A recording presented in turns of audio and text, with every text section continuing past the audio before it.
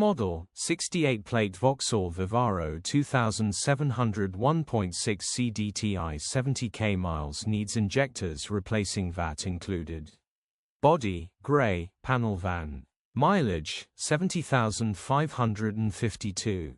Engine, 1,598 cc 1.6120 pse6. Transmission, 6-speed manual, front-wheel drive. Mechanical summary, tries to fire, needs multiple injectors replacing.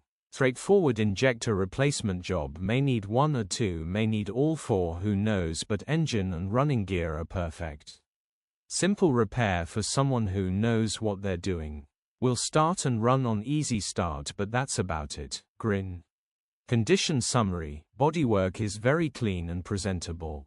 Interior is very clean and has plenty life left in it. Rear load area is very clean and tidy with loads of life left in it. Genuine honest work van which has been well looked after. Features, 1 former keeper, full service history, electric windows. EU status, Euro 6. HPI, clear. Cap retail, £6,495 plus VAT. Click the link in the description for pictures and more info. Alternatively, call or WhatsApp us on